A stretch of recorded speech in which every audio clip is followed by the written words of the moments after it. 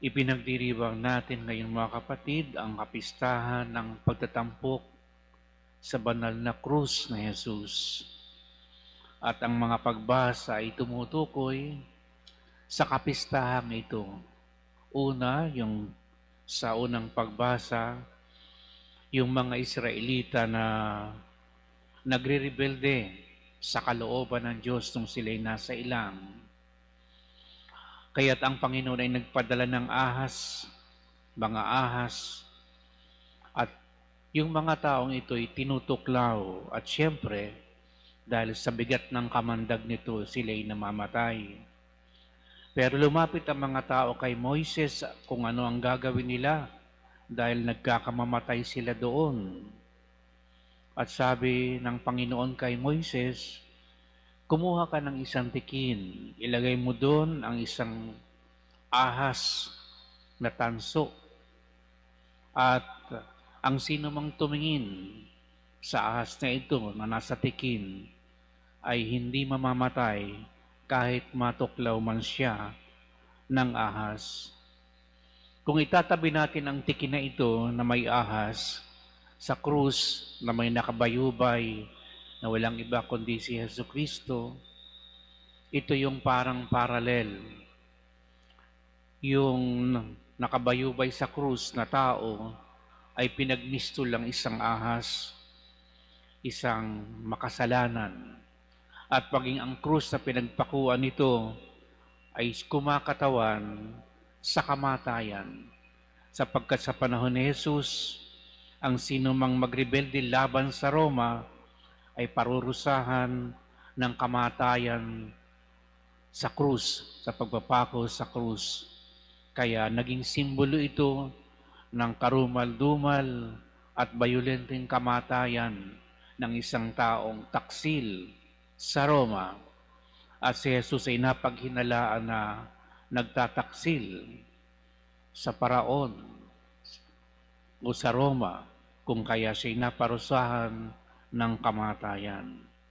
Pero ganun pa man, sa dalawang uri na ito ng kamatayan, yung kamandag ng ahas at ang kamandag ng krus ng kamatayan, si Jesus ay naging tampok dahil siya lamang ang totoong nagpawalang bisa sa kamandag na ito.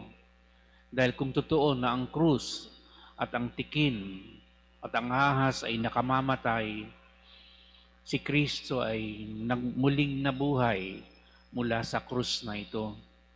Kaya sa ating mga Kristiyano, ang krus ay hindi lamang simbolo ng pagpapakasakit, kundi ito'y simbolo rin ng tagumpay, kaluwalhatian at gloria ng Diyos.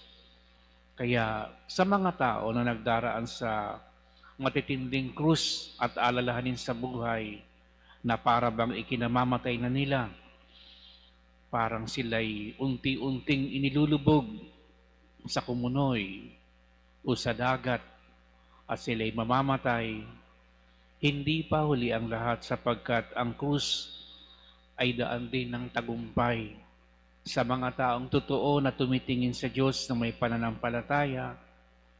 Si Kristong iniangat, itinampok sa krus at naging maluwalhating umakyat sa kaitaasan ay siyang magtatampok sa atin. Nang ibig sabihin mga kapatid, tuwing tayo magdadaan sa matitinding krus sa ating buhay, iuugnay natin ng may pananampalataya. Itatampok din ang ating mga krus sa krus ni Jesus sapagkat anumang kaugnay na krus ng tao sa pagdurusa at kamatayan ni Jesus doon sa krus, tayo nakikibahagi una sa kanyang kamatayan, pero higit sa lahat, sa kanya rin muling pagkabuhay. Kaya hindi na iskandalo ang krus, hindi na ito pasakit at pagdurusa, bagamat sinasabi nating no pain,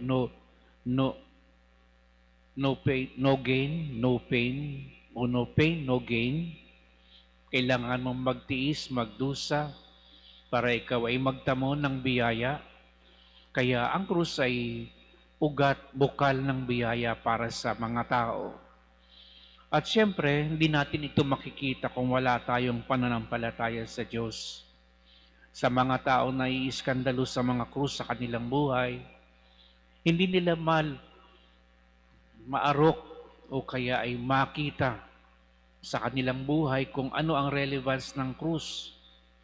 Ano na lang kaya kung walang krus ang mga tao sa mundo?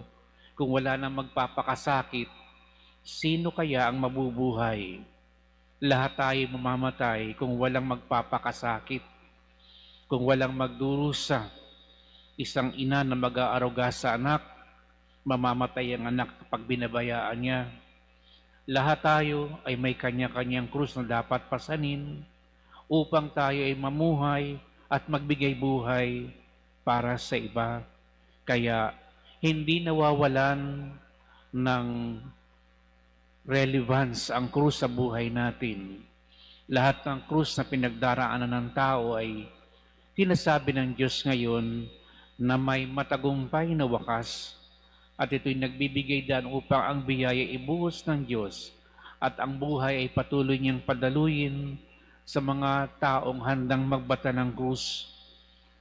Isipin na lamang natin ang maraming mga banal at mga martir ng simbahan. Sila yung nagpasa ng todo-todo tulad ni Jesucristo, dumanak din ang kanilang dugo, pero sila ay naging matigas o matatag na pundasyon ng ating simbahan. Kaya tayo'y nananatili pa ngayon dahil sa daloy ng biyayang ipinagkakaloob ng Diyos dahil sa katagumpayan ni Jesucristo. Kaya mga kapatid, sinasabi sa atin na huwag na tayong matatakot kapag tayo'y inilalagay ng Diyos sa mga krus, sapagkat hindi naman ito aksidente lamang nangyayari.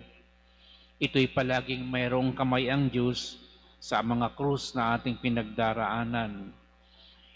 Pero hindi tayo pinababayaan ng Diyos sa kabila ng lahat ng ito.